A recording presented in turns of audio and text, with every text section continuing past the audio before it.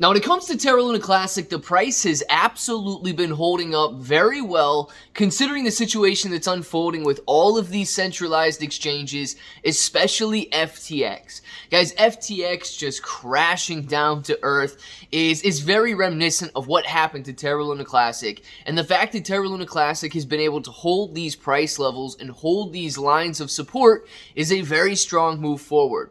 But speaking about moving forward, what does that mean? Are we still building? Do we still have the developers? What's going on? And the focus does seem to be shifting a little bit from rebuilding and furthering the Terra Luna Classic blockchain to an immediate knowledge of what is happening with this $4.1 million. What are we going to do with this $4.1 million? Who gets the $4.1 million?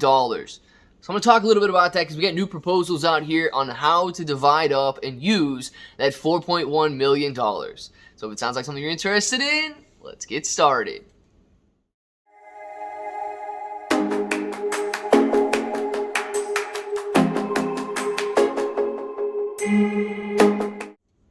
What's up, everybody? I'm Clay. I'm here to make 2022 the best year ever. If you haven't clicked that subscribe button, make sure to subscribe to the channel. Join us, become a bro. We're here every single day, and we are growing our portfolios together. And look, if you're brand new to investing, you don't know how or where to buy stocks and crypto, you got a link in the description below for Webull. It is super simple to set up your account. Any deposit, you guys are getting at least 6 free stocks, up to 12 free stocks, and $1 crypto trades can get you $5 in free crypto.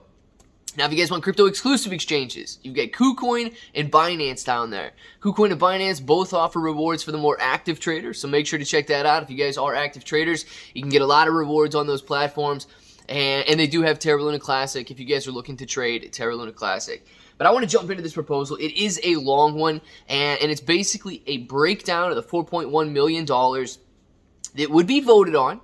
Okay, this would be something that we vote on here, but once voted, that money's pretty much locked up. So the proposal overview is to divide the overall assets available within the multi-sig wallet into smaller portions. Hire legal representatives or a firm to oversee the detailed process of extraction. Now, we're going to ensure the money is clear of any legal liabilities or prior entanglements and dependencies.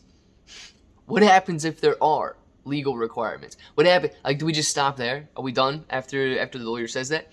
So, if necessary, nominate a certain doxed trusted individual to act as a temporary key holder, and then once extracted, deliver the funds to specific beneficiaries as outlined in more detail below. Now, this is where it gets interesting. Okay, I'm going to skip this little summary right here, talking about FTX collapsing and Terra Luna Classic holding its value. Kind of already talked about that. So breaking down the details, we take into account the wallet's funds, which stand at roughly $4.1 million right now, give or take, based on market volatility, and we're going to be referring to that as the $4 million wallet. So 35% is going to purchase LUNC and send it to the community pool. This Terra Luna Classic will go into the community pool, the same community pool that the burn, that 10% skim, goes into, the same community pool that everybody's been fighting over for the last 6 months here, and the same community pool that has roughly $30,000, $40,000 a week going into it to pay out these developers already. So 35%, a little over $1.2 million would be going to the community pool. Now they break down the uses for that, funding the different apps and initiatives, developers, marketing, and so on. 30%, this is an interesting part right here, and I want to know what you guys think of this. 30% is a direct fiat payout to Terra Rebels. $1.2 million immediately taken from the Terra Luna Classic community and given to those developers. Now, I know you guys love to see the developers paid for their work, but $1.2 million for part-time, at best, let's say 30 minutes a night to an hour a night. And the question that I raise is, what have the developers done to receive this $1.2 million payout over the last couple of months?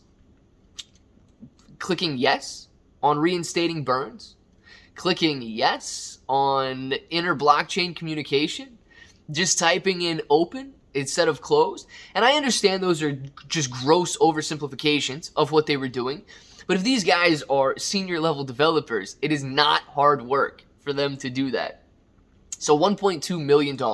They claim that there's over 40 developers with the Terra Rebels. Even if split evenly, that's a $30,000 payout for each one of them for doing maybe a couple hours work every week for the last couple weeks. Now, 10% is going to go to a fiat reserve to be placed aside under the jurisdiction of the Terra Rebels and Development Programming Sub-Team. So another 10%, $400,000 going to the jurisdiction of the Terra Rebels again. 10% goes to a fiat or crypto to be set aside to contract and a bounty developer work programming. So if we need new developers coming on, we've got another $400,000 set aside to bring in new developers, even though I thought that's what the community pool was for. So another breakdown there. And if you guys want to read this in more detail, there's a lot of details. I'm summarizing each one of these things here, but this is A, B, C, D, ensuring smooth operations and things like that. So I will link it in the description if you guys want to go through and read this entire thing. But, I mean, there's a lot of different steps under each one of these, and they are summaries, just so you know.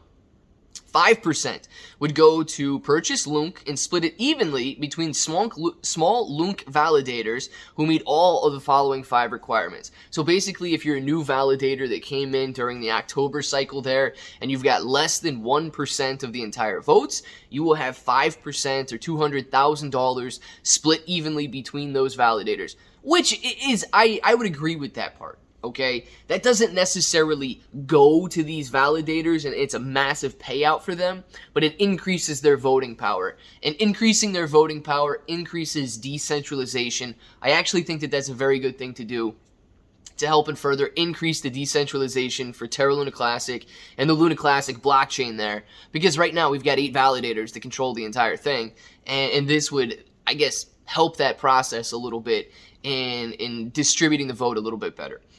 Now, 4% would go to a fiat or crypto collateral to be set aside for helping the eventual repeg of LUNC's proposal potential stablecoin or algorithmic fungible token when that time comes.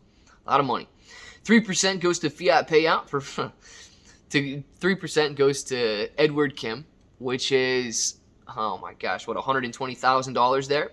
2% set aside for more legal counsel. My main concern is if this money is so tainted, if this money is so dark, if this money is going to cause so many problems, like, guys, if the cartel walked up to your doorstep and said, here's a $4 million duffel bag, all you got to do is whatever I say you got to do. And you're in a very sticky situation at that point. And if we've got so many legal problems arising from these $4 million here, it really makes you wonder whether it's worth it. Now, this last part's interesting. I swear, man, I almost thought Alex would have written this proposal here. But at 1% direct fiat payout to Mr. Alex Forshaw as a finder's fee. Dude's going to get $40,000 for finding this wallet that has so many problems with it. And it even goes on to say that, well, we can't do anything else because of his past and his current reputation, his erratic behavior and stuff like this, which I think is wild, right? But nonetheless, a lot of money being spent out. And what I do and don't like about proposals like this is that, okay, if we do decide to accept the $4 million for the Terra Luna Classic blockchain, all of a sudden we've already pre-registered and pre-approved all of these spends. It's not like we get this money and then as things develop, the community can go in there and decide what to use this money for. If we want it, we've got to decide how to use it now. And there's a lot of money being spent here in very quick manners. Okay, remember, basically only 35% went to the community pool. The rest is back pay, $30,000 split evenly between all of the developers, $1.2 million going to the Terra Rebels as back pay. So this basically divides that wallet immediately once it's obtained. So I want to know what you guys think. Is this a good idea for Terra Luna Classic, or is it a bad idea for Terra Luna Classic? People are allowed to have bad ideas too, but we can't say that every single idea is good. So let us know what you guys think down in the comments below, and of course, if that button right there is still red, make sure to click it, subscribe to the channel, join us, become a bro. We are here every single day. We are growing our portfolios together. ClayBro 883 everywhere. 6 to 12 free stocks on Webull, KuCoin, and Binance, free Discord, and until the next time, hope each and every one of you have an awesome day.